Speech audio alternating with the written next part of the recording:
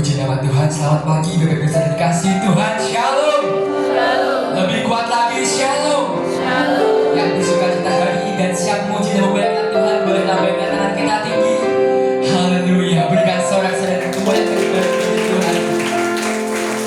Mari Bapak Ibu saudara dikasihi Tuhan, sebelum kita lebih lagi menikmati hadirat Tuhan di pagi hari ini, bersama kita membuka Alkitab kita mau berbaca di dalam Keluaran pasal yang ke-23 ayat yang ke-25. Kita mulai baca bersama, mulai dari judul firman Tuhan, tepatnya di Injil firman Tuhan hari ini, yaitu Keluaran 23 ayat 25. Di hitungan yang ketiga kita mau baca bersama-sama. 1, 2, 3. Keluaran 23 ayat 25. Tetapi kamu harus beribadah kepada Tuhan Allahmu, maka Ia akan memberkati roti makananmu dan air minumanmu, dan aku akan menjauhkan penyakit dari tengah-tengahmu. Amin. Terima kasih Bapa, terima kasih Roh Kudus, terima kasih Tuhan Yesus Kristus. Baik Bapak bisa dikasih Tuhan, bersama kita mau satukan hati kita, satukan pikiran kita. Kita mau menikmati hadirat Tuhan di pagi hari yang indah ini. Kita mau berdoa. Bapa kami di dalam surga, di dalam nama Tuhan Yesus Kristus, sungguh Bapa kami sangat bersyukur buat cintamu, buat kasihmu, buat kesetiaanmu yang tak berkesudahan, selalu nyata, selalu baru setiap hari dalam hidup setiap kami. Tuhan, kami sangat bersyukur buat seminggu terakhir ini Tuhan, dan telah kami lalui bersama dengan Engkau. Sekali lagi Tuhan, kami bersyukur Tuhan, Engkau selalu ada bersama kami, menyertai kami, menyatakan keberhasilan demi keberhasilan dalam setiap langkah yang kami tempuh bersama dengan Engkau. Oleh sebab itu di pagi hari ini kami memuji Engkau, menyembah Engkau, kami mengkhususkan hari Sabat, hari yang Kau berkati ini Tuhan, untuk kami mempersembahkan setiap waktu kami, segala hal yang kami miliki hanya untuk Engkau, semua untuk memuliakan nama-Mu Tuhan. Oleh sebab itu kami mohon agar Engkau berkenan Bapa untuk hadir menjamah setiap kami Tuhan, memenuhi setiap kami dengan kuasa-Mu Roh Kudus. Kami percaya Tuhan, di mana ada 2-3 orang berkumpul dalam nama-Mu, Engkau hadir. Dan di pagi hari ini kami percaya Tuhan, Engkau akan hadir menjamah setiap kami, agar tidak ada yang terlewatkan dari setiap umat-Mu yang hadir di tempat ini, untuk merasakan jamahan-Mu, untuk merasakan urapan-Mu Roh Kudus. Kami rindu Bapa, kami rindu pelukan-Mu Tuhan, kami rindu jamahan-Mu, kami rindu Kau penuhi dengan kuasa-Mu Bapa. Kami percaya pagi hari ini kami tidak hanya merasakan urapan di pergelangan kaki, menuntun hingga beban kami, tapi kami mau tenggelam dalam urapan-Mu, kami mau tenggelam dalam kasih-Mu Tuhan yang nyata atas setiap kami. Dan sepagi hari ini Tuhan, kami serahkan dalam tangan-Mu. Terimalah pujian berbahan yang kami naikkan ke hadirat-Mu. Kami mohon Tuhan, agar hanya Engkau saja yang berdaulat, berotoritas penuh Tuhan atas segala pujian berbahan yang kami naikkan ke hadirat-Mu. Biar hanya nama-Mu saja yang disenangkan di tempat ini Tuhan. Kau lingkupi naungi sayap-Mu Tuhan atas tempat ini Tuhan. Kau tutup bungkus tempat ini dengan kuat-kuatan dan Yang Kudus. Kami serahkan ibadah kami dari awal pertengahan hingga akhirnya hanya ke dalam otoritas kedaulatan kuasa nama-Mu Tuhan. Dan kami lebih lagi menyembah Engkau, memuji, meninggikan nama-Mu Yang Kudus. Hanya di dalam nama yang berkuasa di atas segala-galanya, hanya di dalam nama Tuhan Yesus Kristus, kami siap memuji menyembah Engkau lebih lagi. Haleluya, haleluya, amin. Terima kasih ya Bapa, terima kasih Roh Kudus, terima kasih Tuhan Yesus Kristus. Selalu ku ingat segala kebaikan-Mu di waktu lalu hingga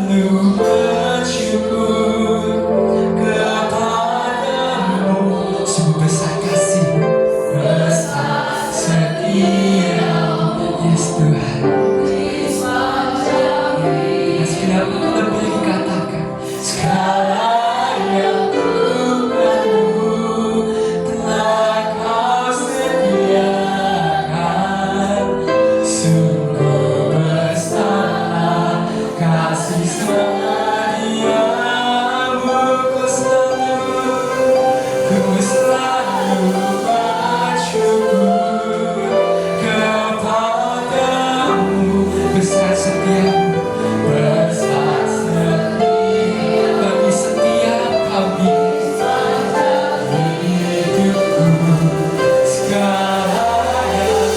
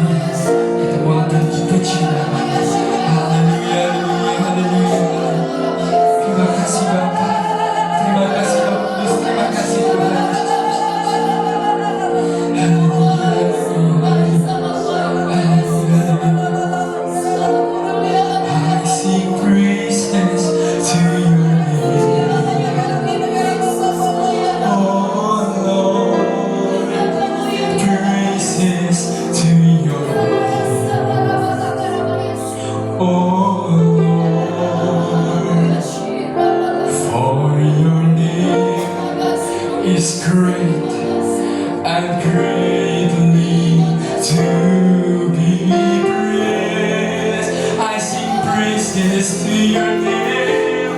I sing praises to your name. Oh Lord, praises to your name. Oh Lord, for your name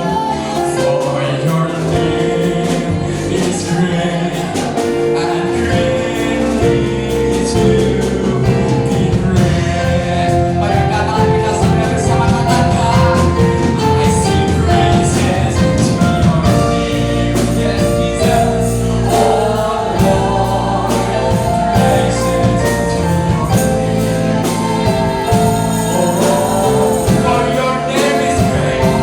For your name is great and greatly to be praised. Your name is great to be praised. I sing praises to your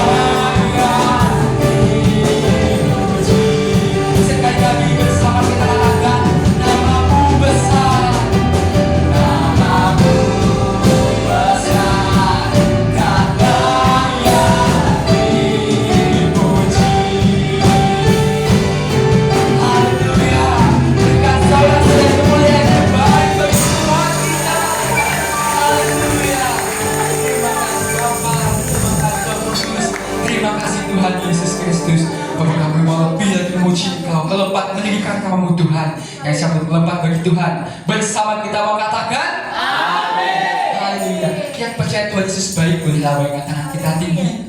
Kita mau katakan perkataan iman kita, Yesus luar biasa, hidupku pasti luar biasa. Di teman ketiga kita mau katakan dengan kuat, 1, 2, 3. Yesus luar biasa, hidupku pasti luar biasa. Berdoa bagi Tuhan. Yes, hanya Kau saja Tuhan, Allah kami yang dahsyat. Hanya Kau saja Allah kami yang ajaib. Yes. Katakan, apakah Kau banyak mencari hari? Apakah Kau banyak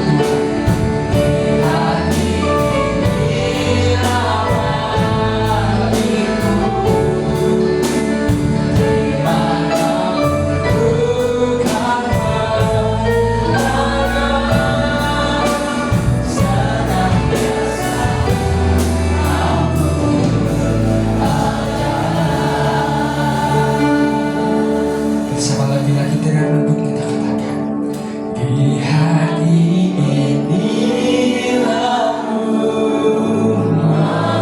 Yes, di hati kami Tuhan. Di hati inilah inti manapun, dimanapun bukan berada, serah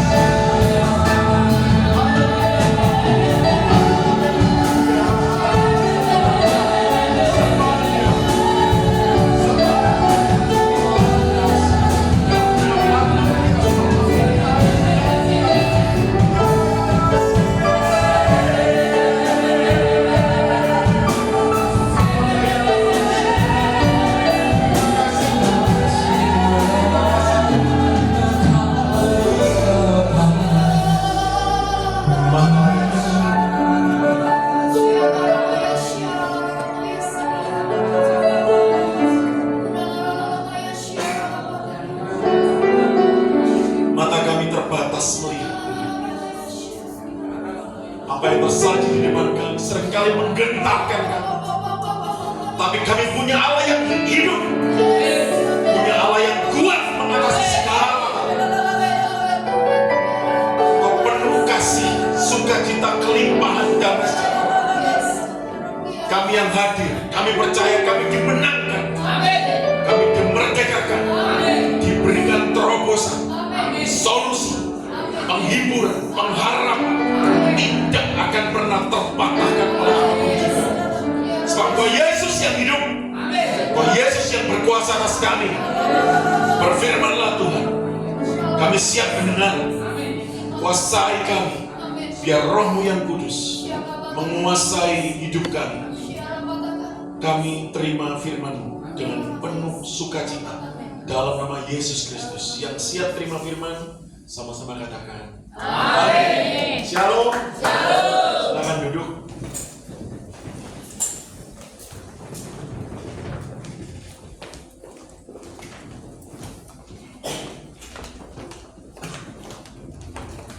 Kata orang, rindu memang berat. Ya, kata orang, rindu memang berat. Sudah lama saya kemari ya. Yang bisa teruskan kata orang rindu memang berat. Boleh maju? Boleh diterusin pantunnya? Kata orang rindu memang berat. Doang coklat ya. Lurut tadi ya.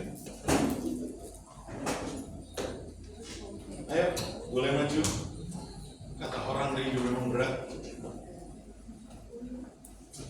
Ayo. Loh, kok tiba-tiba mau maju? Loh, kok enggak, gimana sih? Ayo, Pak, Bu, silakan. Kata orang rindu memang berat. Boleh? Mari, Bu.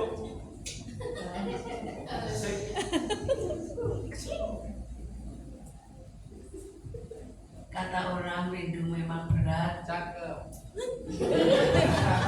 Love is blind. Bu. Kata orang rindu memang berat, tapi hati jangan terjerat.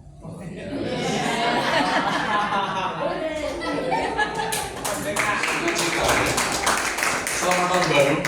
Kata orang rindu memang berat. Hanya Yesusmu yang gak pernah berkhianat.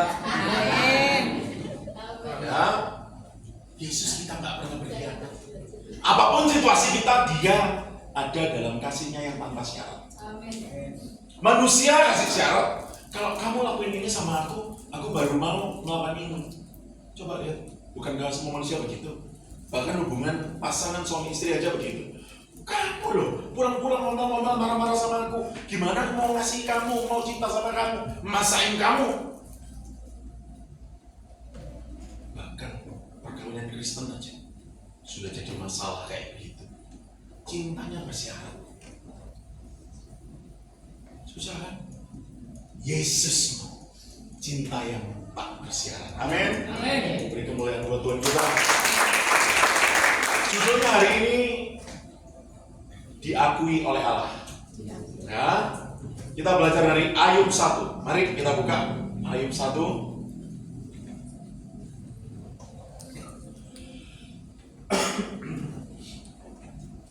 Ayub 1. Kesalehan Ayub dicoba. Ada seorang laki-laki di tanah Uz bernama Ayub. Orang itu saleh dan jujur. Ia takut akan Allah dan menjauhi kejahatan. Kita seringkali mendengar kisah Ayub. Sangat sering. Apa sih yang Bapak Ibu dengar soal Ayub? Yang Bapak Ibu baca tentang Ayub? Yang selama ini dipahami tentang Ayub? Jadi Kristen berapa lama? Sudah baca Ayub? Sudah? Apa isinya? Kesetiaan Ayub. Kesetiaan. Pujian Ayub. Dan ujian Ayub. Oke, apalagi? Saya akan meng-capture ini dengan lengkap. Pembicara, pendeta di tipikal konservatif sebelah kiri. Mereka melihat Ayub adalah pribadi yang sangat menderita. Sangat amat menderita. Belum pernah ada orang yang semenderita Ayub. Sisi kiri.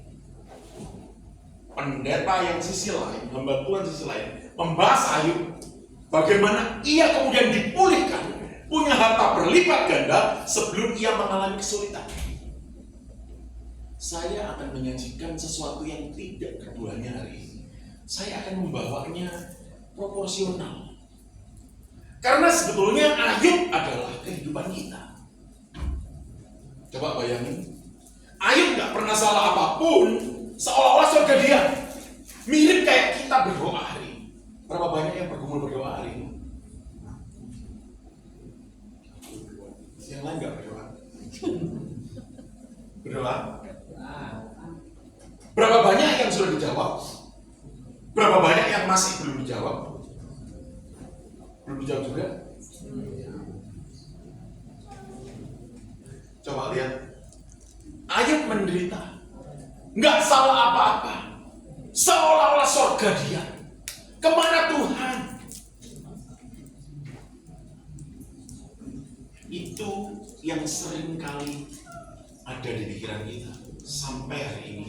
Bahkan kalau ternyata seolah-olah Tuhan diam, seringkali kemudian kita ngambek, aku mau dari Jomanes. Oh, kok nggak tahu dijawab dulu, nggak tahu jawab dulu. Atau aku mau pelayanan. Kata Tuhan begini, sing butuh kowe sapa? Sing butuh iki kowe, butuh aku. Bapak Ibu, ada enggak pergi ke toko yang saing-saingan itu, yang merah oren sama biru oren, yang seberangan, kadang-kadang jejeran, ya, datang ke sono, mbak, beli mbak token mbak nyawa, mau buat perpanjangan nyawa. Ada yang pernah coba? Nggak ada ya. Enak makan, tiba-tiba nyungsep ke gulingnya. Hati-hati ya, jangan makan becek banyak-banyak.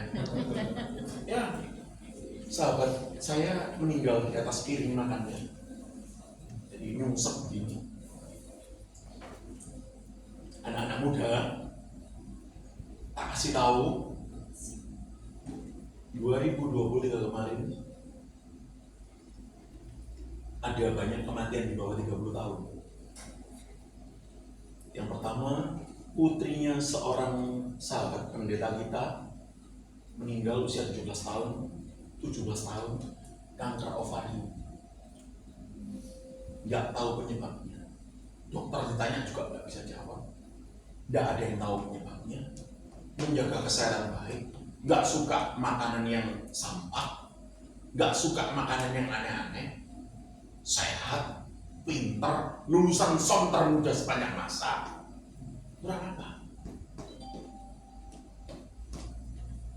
Yang kedua, pria 27 tahun, atletis, suka olahraga, jaga kesehatan, nggak begadang, meninggal serangan jantung 27 tahun. Ada jemaat Betani profesional, jemaat Manyar, 28 tahun rembulan, Jumat demam, Sabtu memburuk, Minggu berpulang. Satu teman samping barak ponakan saya yang pendidikan di Akademi Kepolisian, pagi olahraga bersama, sore kejam, malam berpulang, usia 19 tahun, terlatih, lolos tes, macam-macam, meninggal. Yang muda, yang masih merasa muda, hati-hati, kematian itu bukan nomor urut, tapi nomor cabut. Kapan aja bisa dicabut. Jadi kalau yang muda saja bisa dicabut kapan saja, yang lebih sepuh ya juga mesti lebih hati-hati. Kapan saja cepat dicabut juga. Jadi jangan khawatir. Semuanya sama di bawah kolong langit. Biar ini faktual. Kapan saja bisa terjadi. Pendeta pembaca berangkat. Tidak ada token perpanjangan nyawa rupanya yang dijualan di toko yang biru sama oranye itu. Dan sekarang hidup kita masih hati-hati. Banyak orang baca Ayub ini dilewati. Ayub 1 aja udah dilewati. Kenapa? Bacanya itu loh, terlalu terburu-buru, nggak tahu cari apa. Sementara Ayub kita baca pelan-pelan, kita belajar Ini cara mendapatkan amanat firman. Ada seorang laki-laki di tanah Uz bernama Ayub. Orang itu saleh dan jujur. Satu saleh, dua jujur. Yang ketiga, ia takut akan Allah dan menjauhi kejahatan. Jadi kalau orang mau diberkati seperti Ayub, orang itu mesti punya 4 karakter. Saleh, jujur, takut akan Allah, menjauhi kejahatan. Ini prinsip Alkitab yang catat. Coba, berapa banyak yang saleh tempat ini? Saudara kok ragu ya? Aku gagal. Oh mari kok. Ya, kita mesti terus berusaha saleh. Berapa banyak yang jujur tempat ini? Bujukan berarti. Ya. Nah, bujukan aku percaya ya. Pasti bujukan. Coba, siapa yang punya WA di handphonenya? Punya WA? Ya. Kalau nggak punya, kurang di WA saya. Ya, kita punya handphone, punya WA ya rata-rata ya. Punya WA. Diajak janjian berangkat jam 3 sore. Jam 3:05 di WA sama temennya. Wes siap? Janjian. Jawabannya apa? OTW. Ternyata Aja takon wae. sik nang kamar mandi yo. Ayo aja takon wae, Pak. Betul ya? Sudah biasa bohong ternyata ya. Sampai jadi aliran darah. Jadi sudah tidak berasa lagi kalau bohong. Kejahatannya nggak pernah bertransformasi berubah menjadi sesuatu hal yang baik. Kejahatan tetap kejahatan sampai kapanpun. Hati manusianya yang terbiasa untuk bohong sampai sudah kebas. Aku gak berasa itu kalau aku bohong. Karena apa? Sudah jadi aliran darah dan detak jantung. Bujuk. Jadi kalau didengerin dokter, kok suaranya beda? Kok gak hidup lagi? Bujuk. Karena apa? Hidupnya bohong ke bohong yang lain. Jadi mesti ingat-ingat banyak kebohongan yang sudah dibuat. Sehingga bohong itu terus-menerus dihidupi. Jadi terus bohong. Kalau nggak bohong, nggak enak. Aku ya, lemes kalau nggak bohong.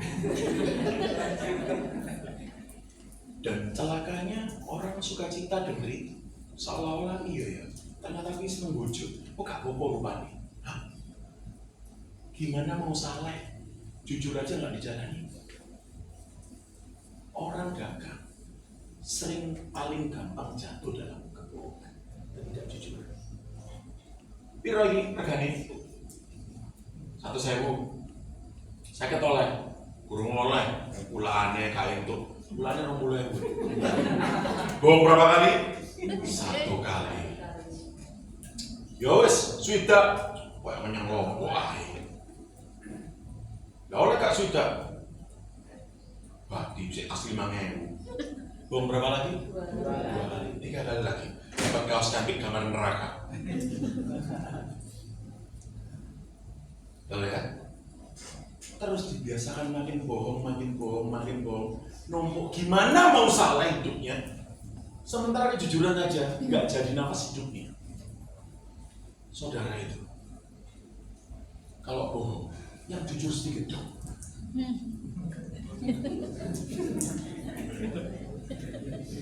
Saking kebajut ya, sampai bohong aja disuruh jujur sedikit. Hati-hati, kita terjebak di sana dan kita nyaman makin enak. Kalau naik mobil yang zaman kuno pakai seatbelt itu nggak bunyi.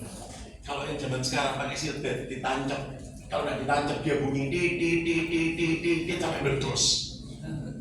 Untung ya nggak meledak ya. Nurani kita kayak gitu loh. Bapak Ibu tahu nurani? Tahu nurani? Nurani tahu? Hati? Bukan. Apa nurani? Coklat ada siji. Nurani tahu? Nurani adalah Injil yang tidak tertulis dalam hati. Sehingga kita nggak perlu baca Injil. Sebetulnya kita sudah tempelin Injil dalam hati kita sama Tuhan. Nurani itu Injil yang tidak tertulis. Buktinya apa? Saudara tidak perlu belajar kitab undang-undang hukum pidana. Terus tahu bahwa bohong, bujuk, terus nipu, bunuh orang itu salah. Betul ya? Perlu diajari atau perlu buka KUHP? Enggak kan? Sudah tahu, kok gak bener ini? Karena ada Injil yang gak tertulis itu dalam hati. Dan seringkali orang itu harus sulit-sulit. Oh, aku gak harus soalnya. Oh iya, terus ketemu di jalan sama polisi. Oh, aku cedek kok Pak, jadi gak ada helm ya. Nek ketobrak dasar benjut ganti kacang hijau. Nah, main cedek Pak ya. Bujuk tau gitu ya. Mundur helm. Diakui aja gitu loh. Terus yang suka-suka ngebut-ngebut ya, lihat traffic light warna kuning tiba-tiba kok kayak hijau ya gitu. Biasa ya. Itu brodor mati terus tanya sama Tuhan, Tuhan salah apa? Ngebut. Simpel sepele saja. Lihatlah Ayub. Saleh, jujur, takut akan Allah. Takut akan Allah. Kemuluan nek ngomong ini. Oh, aku di Gusti Allah. Sepele. Kalau hukum yang di bumi ini yang nampak hukumannya saja engkau tidak taat, gimana mau taat? Takut sama Allah yang hukumannya baru nanti. Omong kosong.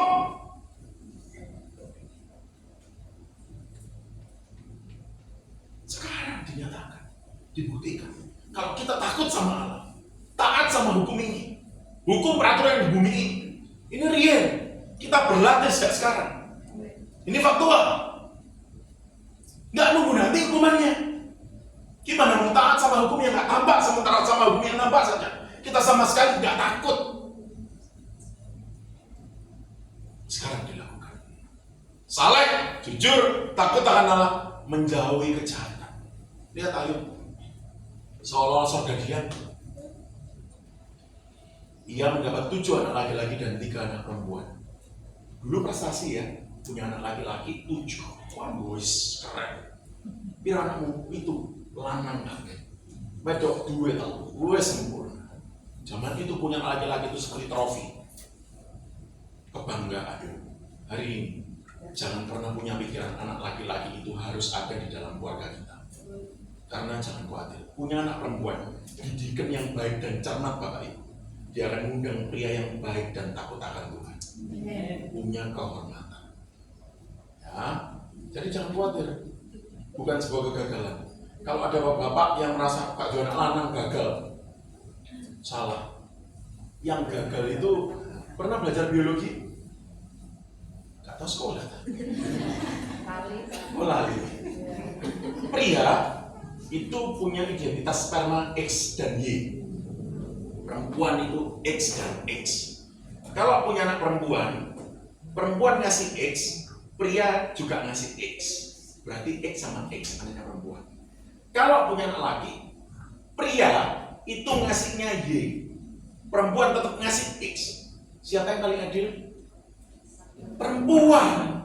Karena anaknya laki maupun perempuan tetap ngasih X. Berarti yang nggak mampu ngasih Y siapa? Pria. Jadi sebetulnya yang lemah itu pria, harus mengakui. Tapi banyak pria tidak mau mengakui dirinya lemah. Ini fakta, saya pria. Bukan karena saya punya anak laki dan perempuan yang lengkap, saya berkata demikian. Tapi ini faktual, ini kenyataan. Bahwa perempuan memberikan identitas X, kromosom X pada laki-laki, dan perempuan juga X. Sementara pria ngasihnya X atau Y. Lah kalau pria gagal memberikan Y, masuk salah perempuan? Tidak kan? Ini kita belajar secara natural saja bahwa iman itu bisa berbarengan dengan logika yang waras. Dan iman itu tidak kosongan saja di sini. Di sininya complong-lompong.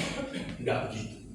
Makanya kasih kepada Tuhan dengan segenap jiwa, dengan segenap hati, dan akal budimu. Jadi orang lahir procot, kecuali kelainan ya. Dan rata-rata yang lahir complong tanpa otak, bayi itu hanya umurnya sekian jam. Artinya kalau kita ada di ruangan ini, kita punya otak, bisa dilogika, bisa dinalar waras. Jadi iman bisa bekerja sama dengan logika yang sehat untuk melakukan itu. Makanya saleh, jujur, takut akan Allah, menjauhi kejahatan. Ini menjadi satu kesatuan yang nggak bisa dipisahkan. Kalau orang saleh, mesti hidupnya jujur. Kalau orang jujur, hidupnya takut akan Allah. Dan dia pasti pilihnya menjauhi kejahatan. Orang yang hidup menjauhi kejahatan aja didatengin masalah kayak Ayub.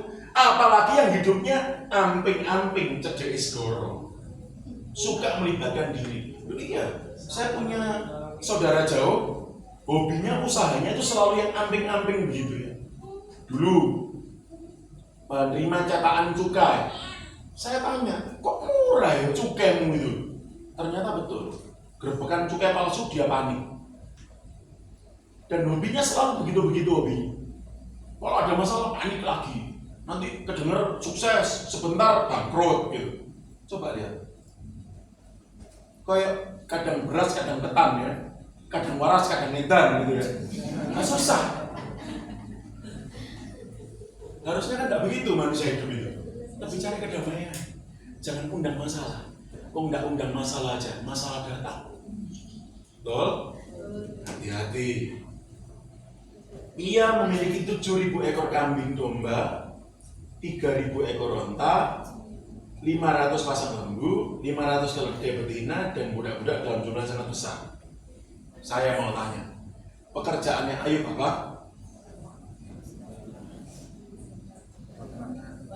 Peternak. Itu jawaban Geso, ya. Itu jawaban pasti ikut sekolah minggunya zaman kuno, ya. Coba lihat. Dari kambing domba ada bulunya, bisa dipakai apa? Pakaian wol musim dingin. Ayub ini juragan toko pakaian musim dingin. Selain peternak ya, paham ya? Oke. Lagi 3.000 ekor onta, dipakai apa onta? Transportasi lah ini. Baca Alkitab pusing atau pintar, ojo mocok dilek kayak gitu ya. Dicermati, pelan-pelan tak ajari, biar mudah. Kita sambil belajar Alkitab sungguh-sungguh. Oh iya, ternyata transportasi. Jadi anak-anak ini kalau nongkrong, oh bapakmu tuh jawab boleh. Bapakku rental pak. Rental apa? Rental lumpang. Jadi ini fakta loh. Betul ya? 3.000 onta, 3.000 ya. Saudara mau diberikan seperti Ayub? Sanggup tangguh suntuk tolongnya. Ya, burung makan ini, nimpal kotorannya ya.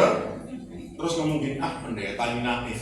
Ya maulah kita diberkati 3.000 mobil ya. Dia kan punya rental 3.000 mobil. Alambel 3.000 mobil sih dia pasti kita terus kok. Saudara tidak akan pernah dilimpahi dengan 3.000 mobil. Kalau satu saja, saudara tidak bisa cermat mengurusnya dengan benar. Jadi sesuai kapasitas pundak kita, Tuhan akan berikan. Jangan berharap sesuatu yang besar kalau yang kecil saja kita akan lulus. Ini sebuah fakta.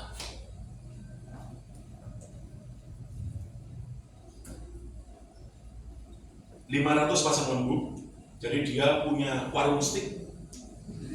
Ya. 500 keledai betina, gopo keledai betina. Betul. Jadi di Timur Tengah, mentega susu keledai itu sangat terkenal ya, sangat creamy. Jadi nanti kalau diberkati Tuhan suatu saat pergi ke Timur Tengah, ke Israel, mesti nyoba mentega keledai betina ya. Kok disuruh ngenyot gitu ya. Dan budak-budak dalam jumlah sangat besar, sehingga orang itu adalah orang terkaya dari semua orang di sebelah timur. Jadi misalkan timur itu sisi Nganjuk, misalkan Ayub itu terkenal sak Nganjuk. Ya. Siapa? Ayub aja, semua Nganjuk itu. Oh iya, ngerti aku gitu ya. Oke, jadi terkenalnya sekabupaten misalnya begitu. Tapi lihat, nanti kejar pengakuan Allah. Kejar pengakuan Allah, bukan pengakuan manusia. Kalau diakui manusia, itu cepat berlalu, cepat aus, cepat habis, cepat lupa. Awang mati ya, ditangisi seminggu. Arong tahun perebutan warisan. Oh, ben mati karep-karepmu, warisannya pokoknya buat. Nah, ini mengenaskannya. Jangan sampai kita mengejar apa yang diakui oleh manusia saja. Pengakuan dari Allah itu penting. Nanti kita belajar lebih lanjut. Anak-anaknya yang laki biasa mengadakan pesta di rumah mereka masing-masing menurut giliran, dan ketika saudara rumah mereka diundang untuk makan dan minum bersama-sama mereka. Setiap kali apabila hari pesta telah berlalu, Ayub memanggil mereka dan menguruskan mereka.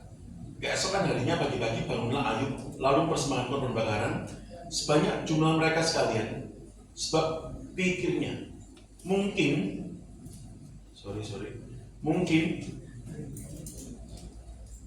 anak-anakku sudah berbuat dosa dan telah mengutuki Allah di dalam hati. Demikian dilakukan Ayub senantiasa. Ayub ternyata gagal mendidik anak-anaknya. Ayub ini loh punya bottom, punya standar yang tinggi akan takut akan Allahnya. Tapi dia membiarkan anak-anaknya setiap hari berpesta. Kesannya ya, yang selama ini orang Kristen dapatkan, seolah-olah Ayub ini salah ya, benar gitu ya. Anak-anaknya dikuduskan tiap pagi. Padahal itu ya, itu praktek nyuap Tuhan. Tak berikan bakaran rek. Siapa tahu dia ini berdosa dalam perilakunya semalam, mabuk-mabukan dan lain sebagainya. Belum tertulis di sana anggur, tapi ayat di bawahnya nanti tertera ada pesta, nggak ada anggur, itu omong kosong. Jadi kalau nggak mabuk, nggak seru ya. Jadi jangan buat pesta sembarangan ya. Kalau nggak mabuk nggak seru ya. Nah ini yang terjadi. Makanya Ayub seolah-olah mau nyuap Tuhan. Tuhan bagi anak-anakku dosa Tuhan. Tak bakal nopo tau apa gitu. Ampun nono ya. Loh. Nah ini kan sudah jatuh, hampir kepleset Ayub ini. Bertransaksional. Nah kita seringkali begitu. Aku mau gereja, aku diberkati. Nah ada berkati aku mau gereja. Lah mbok pikir kowe itu Tuhan nomor piro gitu. Kok ngatur-ngatur Tuhan gitu. Enggak. Tuhan punya agenda yang tetap. Jangan pernah salah. Saya boleh bersaksi ini unik bin ajaib. Saya dulu tipikal yang nggak percaya kesaksian begini. Tapi ini saya alami dan saya aminkan sekarang. Desember kemarin, tanggal 3 saya persis ingat. Saya persiapan mau khotbah. Tiba-tiba ada sahabat yang nggak pernah tak sambati soal pekerjaan, nggak pernah tak sambati soal uang, nggak pernah tak sambati soal apa saja tentang kehidupan kami sekeluarga. Tiba-tiba WA, Pak, dia telepon, Pak, wocon WA aku ya? Ya, tak baca, saya pas nyetir, dia WA begini, aku minta nomor, foto KTP-mu, foto kakakmu, foto NPWP-mu. Buat apa Pak? Mulai tanggal 31 Desember, kamu tak gaji. Kamu nggak perlu ngantor, aku cuma minta nasihat pendapatmu, kamu tak telepon kalau aku butuh. Saya ngerdek loh, tanggal 3 Desember sampai 31 Desember, tebak-tebak berhadiah. Aku digaji dia ya. Bisa nyikil apa gitu ya. Menurut saya ini juga memang ya. Burung teko harus diramisi sembarangan. Oh saudara juga sama ternyata. Yang bunyinya kenceng ternyata mirip ya. Ternyata produk sampai pendekatan ya. Tapi lihatlah, pemeliharaan Tuhan nyata. Tanggal 20. Tak pikir dia ini lupa. Pak, nomor rekeningmu gue mbok sertakan. Puji Tuhan, berarti serius. Jadi itu posisi saya masih di Sydney. Saya khotbah di Sydney, saya diminta untuk kirim nomor rekening. Ya tak kirim lah, mau diminta nomor rekening gitu. Apalagi sudah kasih tahu, tak gaji tanggal 31 gitu. Saudara, yang saya dan istri Ramsi itu sepertiga dari gaji yang saya terima di tanggal 31. Dan itu cocok dengan yang kami perlukan untuk menjalankan kehidupan kami secara cukup. Lihatlah, saya tidak harus melakukan sesuatu, nolong Tuhan, tidak perlu. Lakukan bagian kita maksimal. Itu adalah cara terbaik untuk menghormati Tuhan.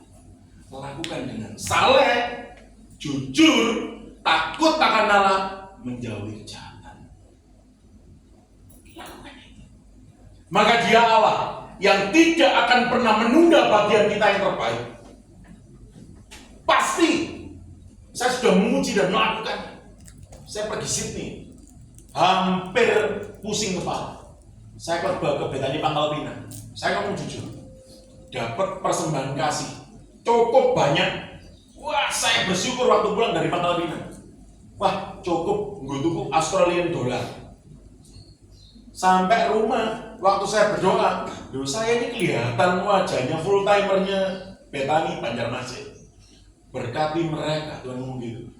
Loh, pakai duit apa Tuhan? Satu orang tak? Enggak, satu keluarga. Hah? Bener nih Tuhan?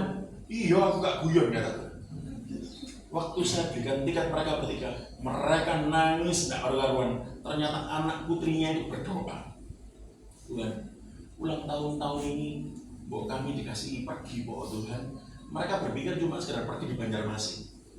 Tapi ternyata Tuhan bawa pergi ke Surabaya, ikut ngalami Natal nasional bersama kami. Masuk Surabaya, ganti saya yang cokot-cokot. Duit nggo Australian dollar katut, nggo tiket. Dan ngasih mereka makan 5 hari di sini. Waduh, Tuhan ini anu apa maneh ya? Ini urusan apa maneh gitu ya. Tapi lihat, Tuhan itu tidak pernah berhutang sama sekali. Jadi kalau ada orang yang ngomong, kalau kamu memberi, kamu membiutang Tuhan, itu tidak benar.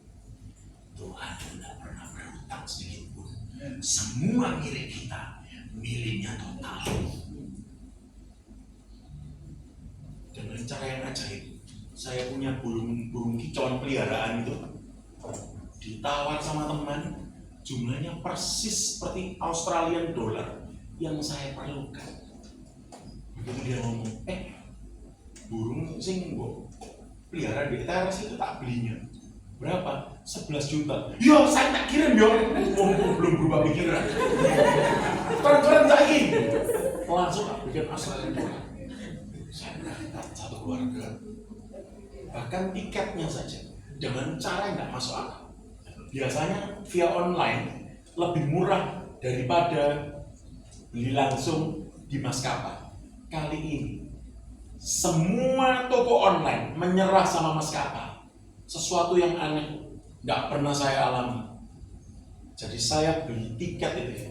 Awalnya survei ke Gerah Bumi Surabaya, kantor perwakilannya Garuda. Satu tiket itu 21 juta. Berarti kalau 4 tiket itu 84 juta. Belum tiketnya ke Bali PP, karena kalau ke Sydney harus lewat Bali. Tiket Bali PP itu saja 1,5 juta.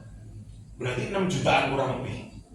6 juta ditambahkan 84, 90 juta untuk tiket tok. Tapi coba lihat, Tuhan melakukan segala cara yang ajaib.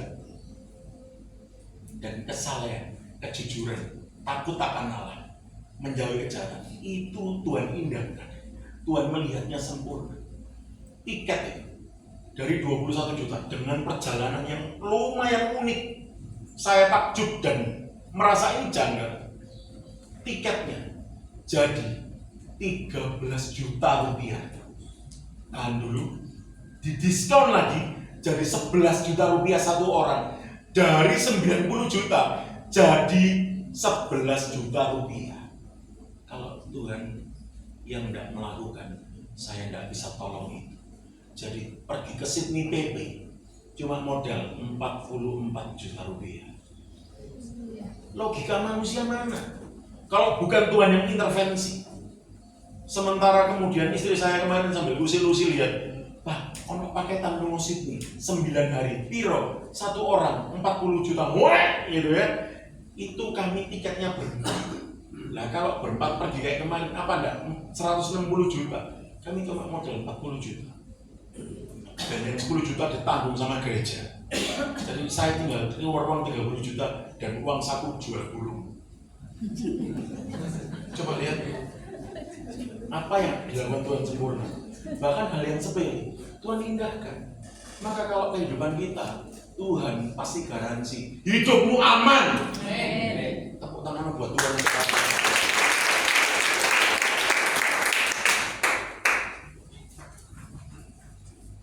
Pada suatu hari datanglah anak-anak Allah menghadap Tuhan, dan di antara mereka datanglah juga iblis. Ini ada paradoks. Orang yang mengartikan ayat ini. Pada suatu hari datanglah anak-anak Allah menghadap Tuhan, dan di antara mereka juga datanglah iblis. Ini seolah-olah ada yang berkata begini, iblis itu menghadap Allah bersama anak-anak Allah. Itu di sorga. Ada yang percaya aliran ini. Saya juga bisa mengerti. Kenapa? Loh, Allah kan terserah Allah. Allah kan mungkin tak buka sorga sebentar. Cancangan itu iblis, aku mau ngomong 5 menit aja. Bisa terjadi? Bisa. Dan anak-anak Allah ini adalah malaikat. Ini paham sisi yang pertama. Paham sisi yang kedua. Anak-anak Allah ini adalah orang-orang kudus. Dan iblis bertemu dengan Allah di bumi. Dan aliran ini biasanya mencibir. Yang aliran satunya yang berkata bahwa iblis itu ketemu Allah di surga. Mereka seringkali mencibir begini. Ya gak mungkin lah. Masa iya surga ditempatin iblis, datangin iblis? Nah ini hati-hati ya Bapak Ibu supaya ngerti ini dan supaya jaga-jaga akan hidupnya. Iblis itu penghuni surga yang sombong dihukum jatuh ke bumi. Sementara manusia belum pula jadi penghuni surga sudah sombong.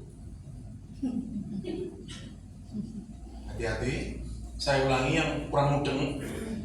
Iblis itu penghuni surga yang sombong. Karena sombong dihukum jatuh ke bumi. Sementara manusia belum jadi penghuni surga sudah sombong. Hati-hati ya. Ternyata kita bisa lebih jauh dari iblis. Faktanya ada. Kalau nggak percaya, ini sedikit vulgar. Mohon maaf ya kok, sorry kok, tapi ini supaya nyata. Saya pernah jadi lawyer, pernah jadi pengacara. Saya pernah nemui kasus pemerkosaan, tapi bukan klien saya. Waktu saya tanya, mentol tak tendang kepalanya. Kenapa kok perkosa? Kamu kan punya waktu untuk membatalkan itu. Ya tapi aku dirasuki iblis. Enak saya buka seratin tanganmu kok. Betul ya? Dia punya waktu sepersekian detik atau sekian detik untuk membatalkan, nurunkan resletingnya. Dia bisa tutup lagi, ojo. Tapi dia masih lakukan. Berarti kan sebetulnya iblis katanya dia, iblisnya duduk di sini gini. Aku kalah boleh. Aku disebut. Sing enak awakmu, aku kok difitnah. Setan difitnah nanti. Ini faktual. Kita sering kali ngomong, itu setan nih. Podo lah mbak, kamu apa mbak setan nih? Tuh ya, sering kali begitu, hati-hati. Kita nyuri-nyuri itu apa? Kok gak apa ya, cukup ini ya. Harus ngeruh ya. Setan kan? Kita sering kali disana. Hati-hati. Jadi kita sedang gak berkutat dengan pemikiran mana lebih benar, ketemu Tuhannya di sorga atau ketemu Tuhannya di bumi. Kita gak usah pikirkan pusing-pusing itu. Yang kita sadari adalah begini. Coba lihat, iblis itu iri hatinya. Coba lihat ya.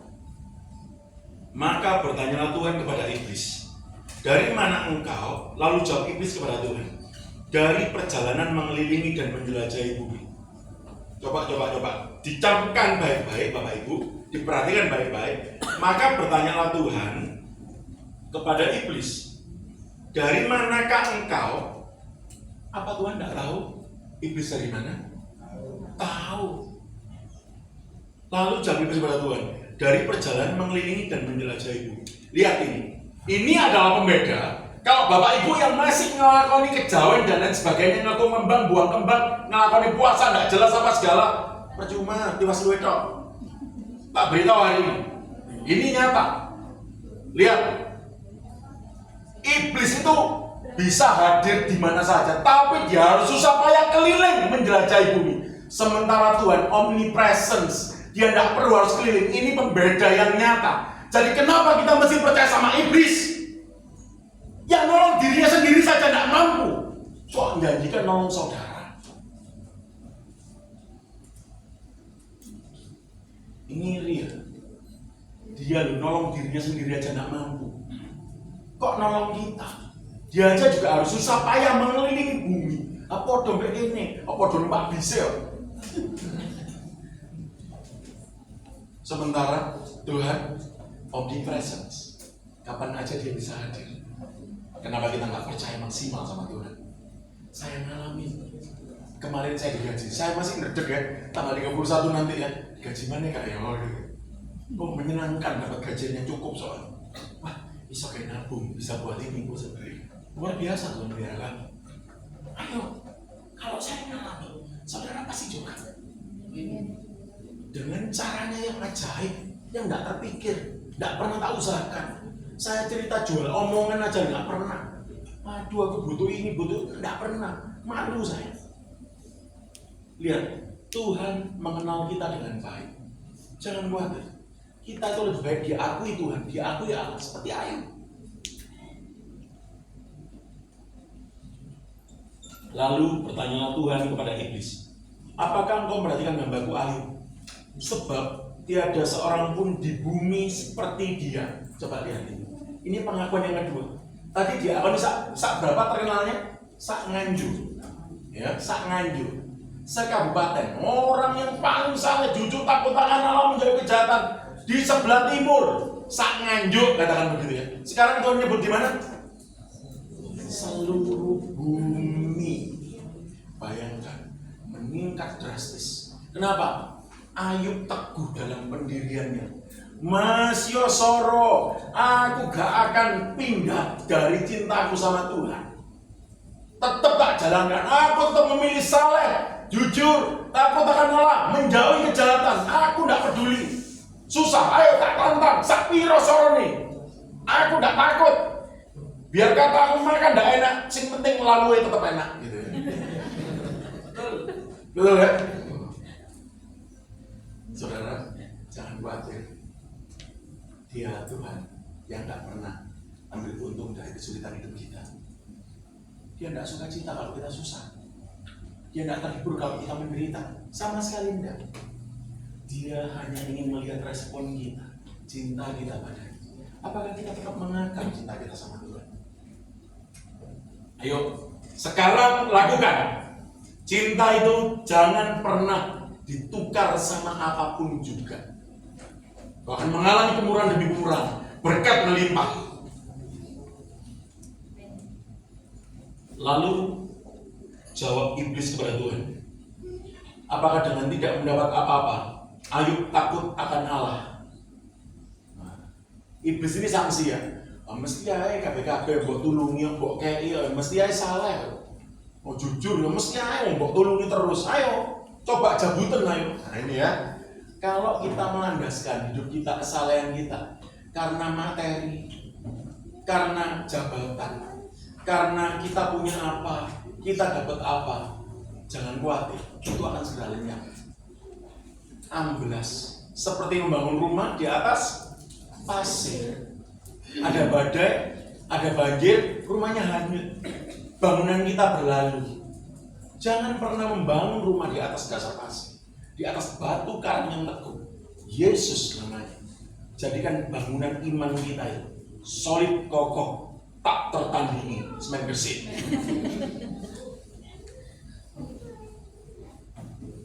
Bukankah engkau yang membuat pagar sekeliling dia dan rumahnya serta apa yang dimilikinya? Coba lihat, iblis seringkali curiga sama orang-orang yang dekat sama Allah.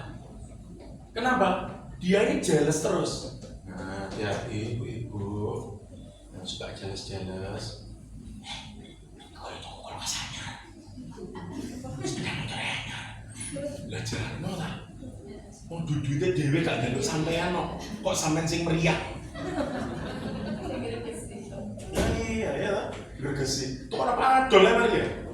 Apa digolgen gitu ya? Ya, sering kali kita jealous. Hati-hati. Ternyata jealous koncone setan. Ya. Apa yang dikerjakannya telah kau berkati dan apa yang dimilikinya makin bertambah di negeri itu. Tambah mendongkol ya. Tetapi ulurkanlah tanganmu dan jamalah segala yang dipunyainya, ia pasti mengutuki engkau di hadapanmu.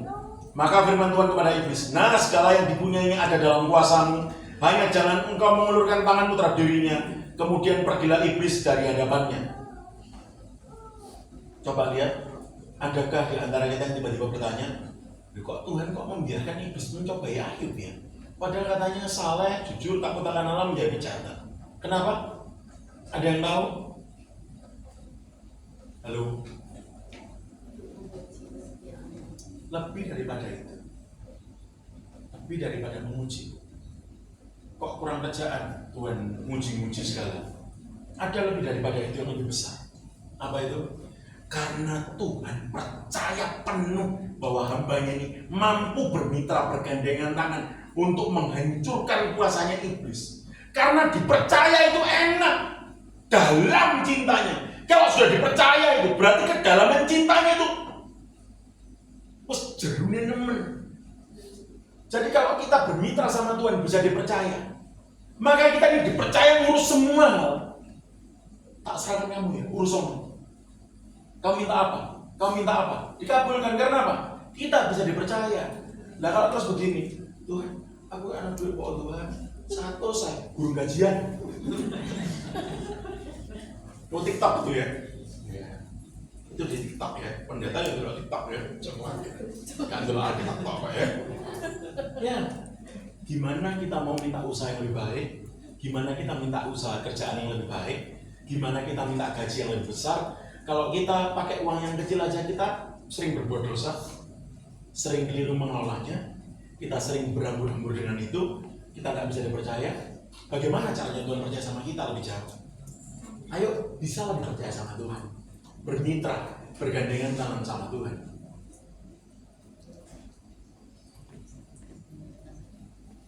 Pada suatu hari, ketika anak-anaknya laki dan yang perempuan makan dan minum anggur, betul?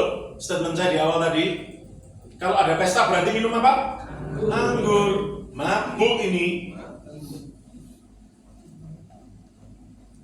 Di rumah saudara mereka yang sulung, datanglah seorang pesuruh kepada Ayub dan berkata, sedang lembu sapi membajak dan keledai-keledai betina makan rumput sebelahnya. Datanglah orang-orang Syeba menyerang dan merampasnya serta memukul penjaganya dengan mata pedang. Hanya aku sendiri yang luput, sehingga dapat memberitahukan hal itu kepada Tuhan. Sementara orang itu berbicara, datanglah orang lain dan berkata, api telah menyambar dari langit dan membakar serta makan habis kambing domba dan penjaga-penjaga. Hanya aku sendiri yang luput, sehingga dapat memberitahukan hal itu kepada Tuhan.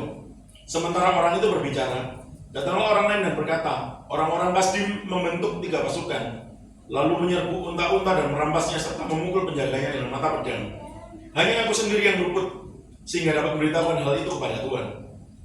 Sementara orang itu berbicara, datanglah orang lain dan berkata, anak-anak Tuhan yang laki dan yang perempuan sedang makan-makan dan minum anggur di rumah saudara mereka yang sulung. Maka tiba-tiba angin ribut bertiup dari seberang padang gurun. Rumah itu dilandanya pada 4 penjurunya dan roboh menimpa orang-orang muda itu sehingga mereka mati. Hanya aku sendiri yang luput, sehingga dapat memberitahukan hal itu kepada Tuhan. Siapa yang mau diberkati seperti Ayub? Juga mesti mau terima penderitaannya. Roboh rumahnya, anaknya mati, ternaknya amblas, semuanya lenyap, boroan korengan dikukur, gawe beling. Siap? Mikir ya, kok soro ya? Nah, coba lihat, kebanyakan dengar khotbah yang engkau diberkati amin, engkau diberkati amin.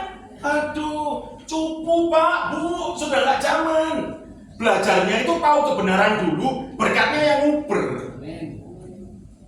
Jadi jangan nguber berkatnya, ngubernya kebenarannya, maka diuber berkat. Karena apa? Sudah benar, Tuhan tahu, oh berkenan kamu. Tak lepaskan berkatnya yang bingung. Ayo ta, aku jaluan gitu. Enggak lapo. Ayo ta, aku paksa didik dulu. Ya, cocok gampangan ya. Dulu ngeluh sambat, aduh Tuhan gak punya duit. Dulu akeh ngono Kak duit.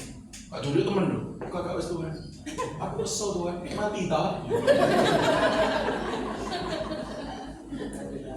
Sambat ta ya. Mulai ta. Hati-hati Bapak Ibu. Katakan dengan kuasa yang benar bahwa Tuhan itu berkuasa atas hidup kita. Di Dia mampu menolong kita kapanpun. Dia mampu memberkati kita kapanpun. Asal hidup kita saleh, jujur, takut akan Allah, menjauhi kejahatan. Kita ulangi sekali lagi. Saleh, Jujur, takut akan Tuhan, menjauhi kejahatan. Amin. pemain musik, worship leaders, singers, boleh bantu saya sebentar? Oke. Maka berdirilah Ayub, lalu mengoyak jubahnya dan mencukur kepalanya. Kemudian sujudlah ia dan menyembah. Katanya, dengan telanjang aku keluar dari kandungan ibuku, dengan telanjang juga aku akan kembali ke dalamnya. Tuhan yang memberi, Tuhan yang mengambil, terpujilah nama Tuhan. Jadi semuanya Ayub sadari bahwa semuanya milik Tuhan, kembalinya sama Tuhan. Dalam kesemuanya itu, Ayub tidak berbuat dosa dan tidak menuduh Allah berbuat yang kurang patut. Ayub aja nggak sambatan. Dia tahu bahwa diri nggak berdosa, tapi dia nggak menuduh Tuhan melakukan yang kurang patut. Hati-hati, kita jangan buru-buru curiga kalau kita datang ujian terus ngomong, Tuhan kok jahat ya sama aku. Kita sedikit flashback ya sebelum kita masuk dalam ujian. Kenapa kok ayat 1 Tuhan tuliskan, pemain keyboardnya boleh bantu ya, supaya nggak terlalu sedih ya, oke.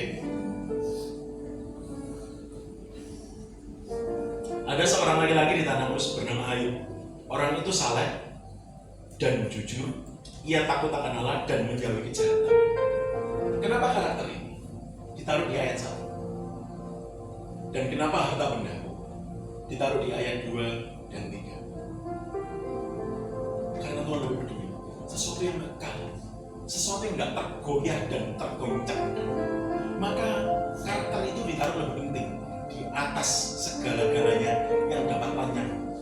Jadi ayat 2-3-nya baru berkata anak, baru berkata harta benda. Coba lihat, anak saja ditaruh dianggap oleh Tuhan sebagai aksesoris. Maka hari ini mungkin ada di antara kita saudara kerabat, pasangan yang belum dikaruniai anak. Ketahuilah bahwa anak bukan prestasi dalam perkawinan. Anak itu anugerah. Kapan saja bisa ditarik pulang. Jadi yang belum dapat momongan, jangan berkecil hati bahwa itu bukan prestasi dalam perkawinan. Itu miliknya Tuhan sepenuhnya. Kapan saja bisa Tuhan tarik pulang. Dan ketika anak kita menjadi berhala, kita hati-hati. Tuhan akan cemburu dan ditarik pulang betul. Hati-hati. Itu bisa dialami oleh siapa saja. Tapi lihat, saat kita defend, kita melakukan, kita memperjuangkan sebuah karakter yang nggak tergoyahkan oleh situasi apapun juga, Tuhan melihat Ayub sempurna. Dari sekedar orang yang terkenal saleh, jujur, takut akan Tuhan, menjaga kejahatan di sebelah timur, kemudian dia akui bahwa ia adalah orang yang terpandang di seluruh bumi. Tidakkah kita ingin diakui oleh Tuhan, oleh Allah, bahwa kita adalah ciptaan yang berharga? Diberkati Tuhan Yesus.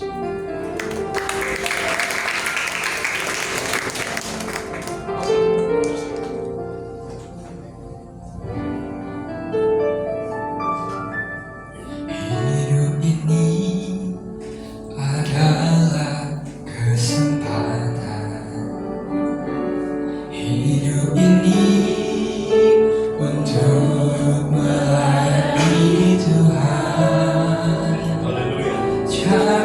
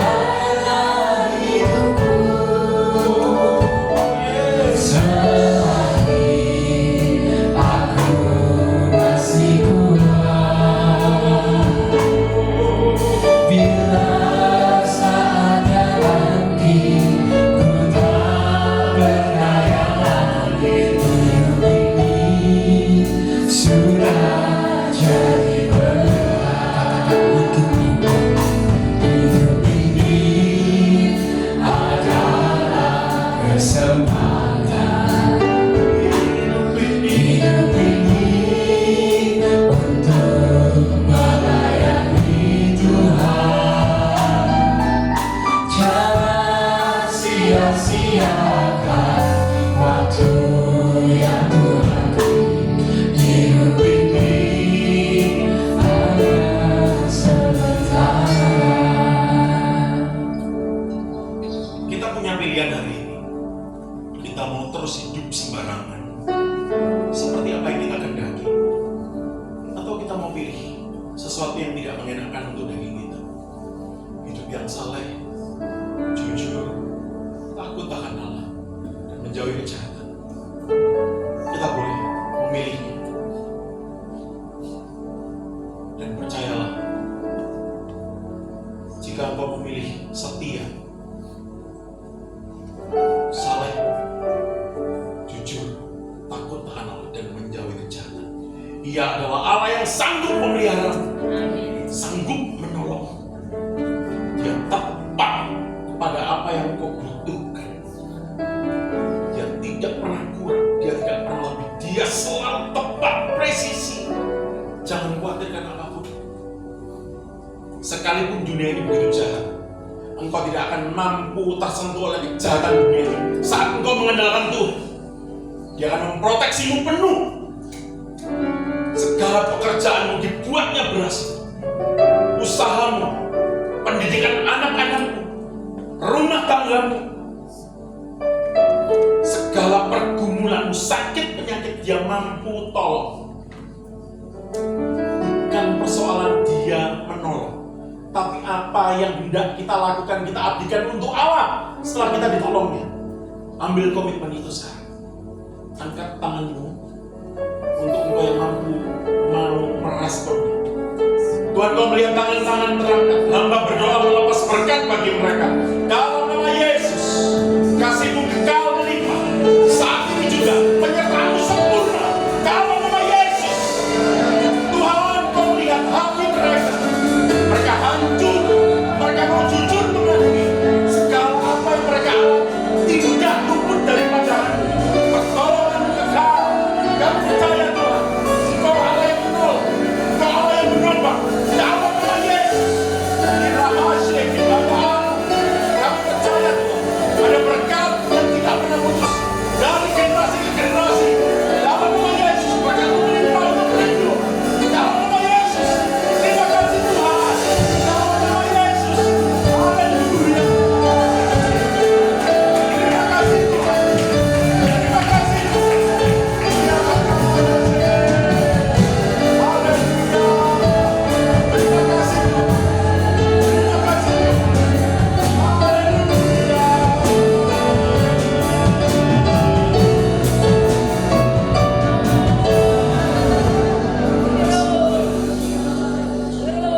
Hidup kita adalah kesempatan untuk melayani Tuhan. Saat ini juga ambil komitmen.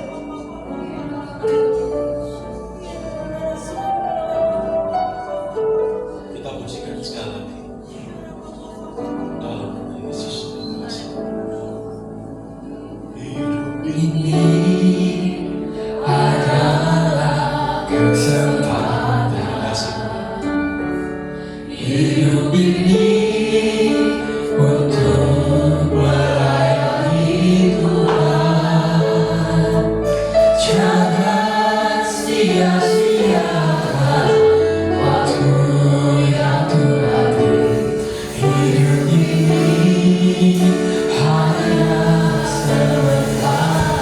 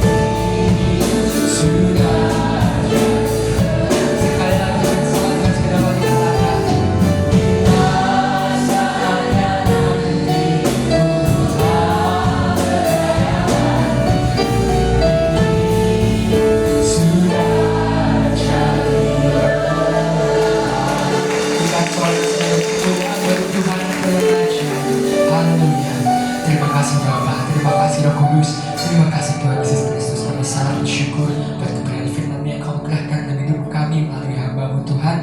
Kau berkati hamba-Mu lebih lagi Tuhan, Kau pakai lebih lagi jadi kemuliaan nama-Mu Tuhan, dan semuanya hanya untuk menyenangkan hati-Mu. Terima kasih Tuhan, dan setelah kami memberikan yang terbaik yang akan kami berikan kedua kalinya Tuhan, Kau urapi, Kau berkati persembahan kami, karena kami percaya apa yang kami tabur pasti kami tuai, dan semuanya kembali hanya bagi hormat kemuliaan nama-Mu, hanya di dalam nama yang berkuasa di atas segala-galanya, hanya di dalam nama Tuhan Yesus Kristus kami ucap syukur dan berdoa. Haleluya, amin. Bapak Ibu sudah dikasih Tuhan, tiba saatnya kita akan berikan yang terbaik untuk Tuhan. Sambil kita memberikan yang terbaik, kita akan mendengarkan pengumuman bagi yang bertugas. Waktu dan tempat kami sediakan.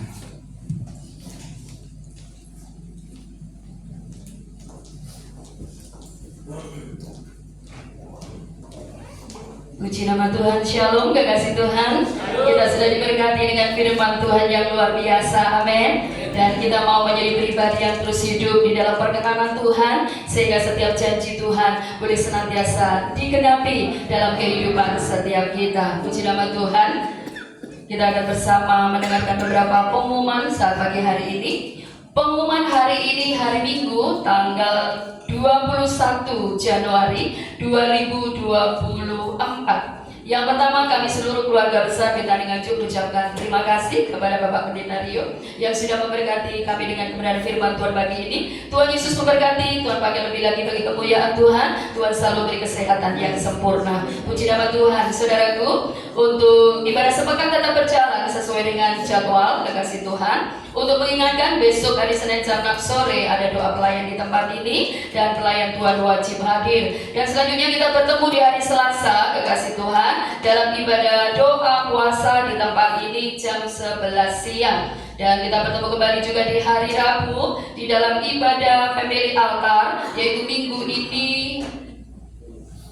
di rumah Ibu Susana, yaitu di dalam rangka ucapan syukur, ya kekasih Tuhan. Jadi hari Rabu ibadah FA bertempat di Ibu Susana, Jalan Sersan Harun. Yang belum tahu rumahnya bisa kumpul di gereja jam 5:30, karena ibadah akan dimulai jam 6 tepat, ya. Dan selanjutnya di hari Kamis, kekasih Tuhan, dengan jam yang sama ibadah doa malam di tempat ini, yaitu hari Kamis jam 6 sore. Mari bangkitkan roh kesetiaan, Bapak Ibu Saudara, khususnya para pelayan Tuhan. Jadilah pribadi yang taat dan setia lebih lagi kepada Yesus Kristus Tuhan kita. Puji nama Tuhan. Selanjutnya para youth akan berkumpul di hari Sabtu di dalam youth service setiap hari Sabtu jam 18.30 atau jam 6:30 malam, kasih Tuhan.